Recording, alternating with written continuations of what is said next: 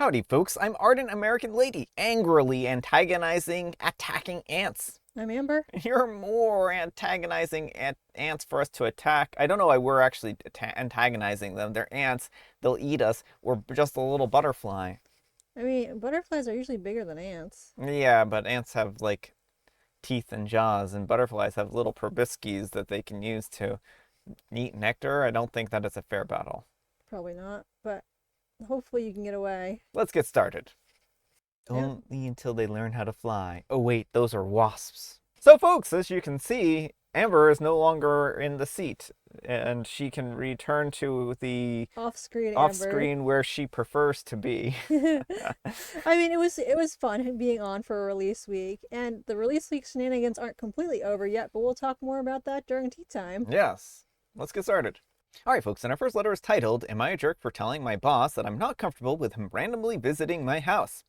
I am mid-30s single mom with a 14-year-old daughter with 2 dogs. We are the only ones who live here, and I work in marketing at this exact place for the last 6 months. My boss is in his early 40s, presumably, but I don't know his exact age.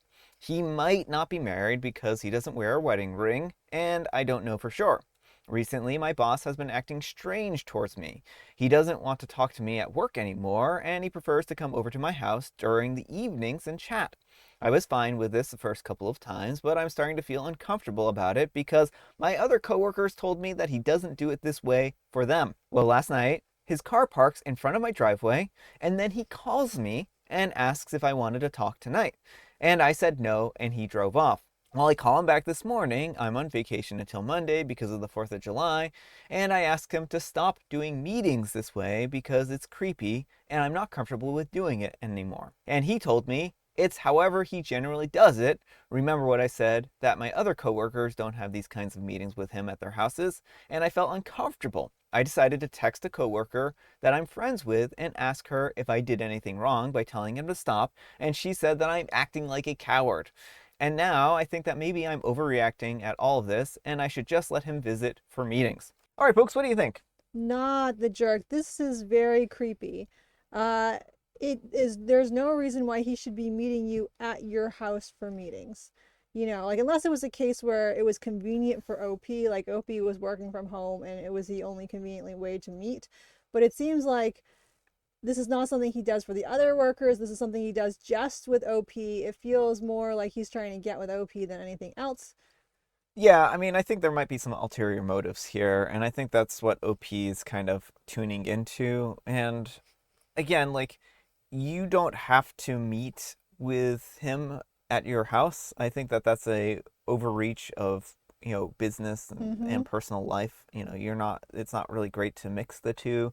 And it would be different if this was a Zoom meeting, if he was interested in having a Zoom meeting with Right. them. But why does he need to meet up with OP in person after hours at their house? Right. That just feels like it's breaching the work relationship.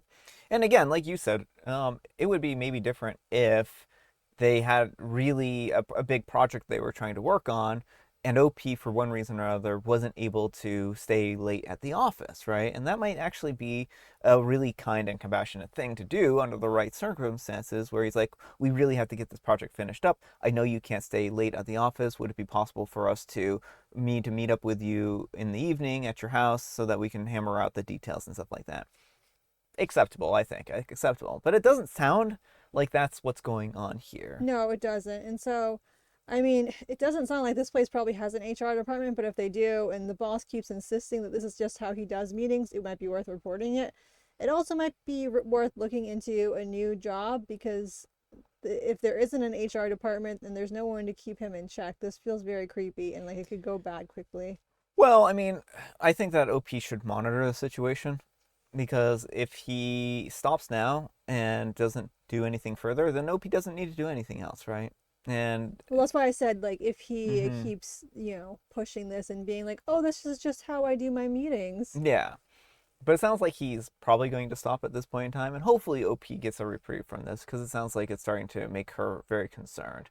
And, I think hopefully he catches on that this isn't a good situation and he just backs off. But let me know what you folks think. So anyhow, take care and good luck. And Mistress Jacqueline Hyde says, not the jerk, and he is crossing boundaries. You are there to work for him, and he should only be discussing work with you at work. He is waving so many red flags. Does your company have an HR department that you can go to? What he's doing is extremely unacceptable. And Pomegranate Real 3620 says, not the jerk. Here's the situation as a former HR employee. If you take someone like this to HR, remember that their job is to protect the company and not you. Don't be scared to report. You just have to present it in a way that your goal is aligned with theirs. First, and this is the US based, there are no laws expressly prohibiting a boss from coming to an employee's home. So I would first read your company's code of conduct to see if there's any guidance around contacting employees outside of normal business hours. However, it's not considered an appropriate business practice to do so unless there is a critical business need. Personal visits, unless this is someone that you accept as a friend, are especially not okay. Immediately, you have to put on your big girl panties and you need to tell him point blank that all conversations need to happen during business hours at work and that he can't come to your home anymore. And you need to do so in writing. So if you want to talk first, make sure that you immediately send an email with, per our conversation today, I've requested that the visits to my home will cease immediately. This sets the clock in case his contact continues. Harassment is persistent, unwanted contact, and you need to make it known to him in case he continues to be a problem. He already is. Now you can go to HR and make sure HR is aware that he has been coming over to your home outside of business hours and you've asked him to stop. This makes them aware of the fact that they may have a problem that could bite the company in the butt. And he is a liability now because any unwanted contact is a case for harassment. Then document, document, document. Blind carbon copy your home email on any conversation mentioning the issue. And on a personal level, his behavior is sketchy.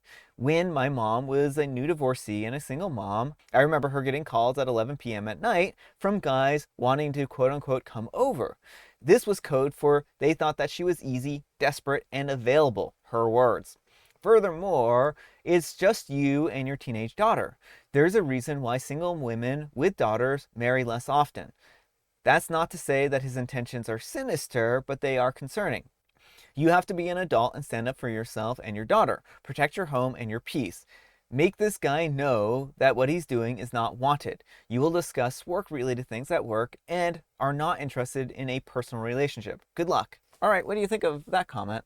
I mean, I think I don't know how the HR system works, so I think that's very helpful to have someone who has inside knowledge.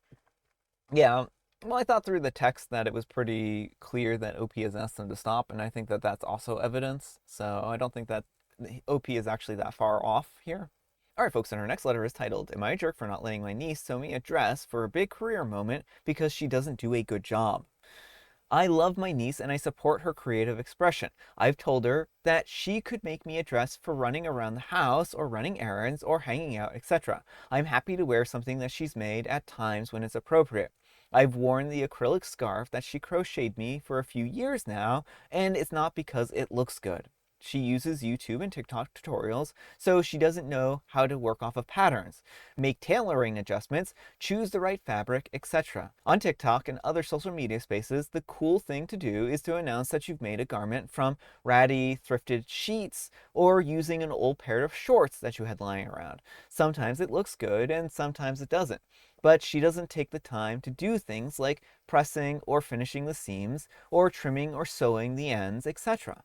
When I've suggested it to her, she said that it's more authentic the way that she does it. She has begged me to do an outfit for her at an event that I have coming up where I'll be on stage. I've tried to let her down gently and say that I had a dress being tailored as we speak. She said that I could wear that one to something else, but that I should wear something that she's made because it would be special and a bonding experience for both of us. Everyone in my family is obsessed with bonding experiences. Everything has to be a bonding experience between the adults and kids. It's exhausting. I reiterated my no, saying, no, I do not want you to make me anything. Her mom, my sister-in-law, is telling me that I care way too much about appearances and my image. This is an event related to my career. The last thing I need to do is walk up on stage in something that doesn't fit or look like it was made with a sheet. And especially because I'm plus size, how I look is more judged harshly. Sister-in-law complaining about me being superficial is not new. I dared to buy myself one designer bag, and she did the whole thing that you see on Reels. The whole stupid, I would just thrift a bag and put the rest of the money in the bag bit. I was briefly engaged, and she would not be quiet about how I supposedly wanted a wedding, not a marriage, because I dared to want to pick out my own decor and not just use whatever she could scrounge up on Marketplace or get for sale at the craft store. My career is the most important thing in the world to me right now, and obviously for my sister-in-law, her child is the most important thing for her in the world. But am I correct to put my career ahead of her child's feelings? Or do my values automatically make me the jerk? All right, folks, what do you think? Not the jerk. I mean, I think it's unfortunate that our appearances are judged so harshly in society, but I do think it is important to be realistic about what the expectations are in the business environment. Yeah. OP knows her business much better than her niece does. And so I think if OP feels like, first of all, you don't have to wear something someone else makes for you anyway. Um, but also, if OP feels like this would be bad for her career, I think OP should trust her gut and stick with that. Sewing is a difficult thing to pick up, and now YouTube isn't actually a bad place if you look in the right places. Because I've learned a lot of sewing from YouTube, but you have to be committed to doing the to committed to learning and not just throwing things together to make a good garment. And if the niece isn't willing to learn and is just throwing things together, like that's not going to make for good lasting garments to begin with. Like if the goal is sustainability, it's not sustainable if your garment falls apart after one wear.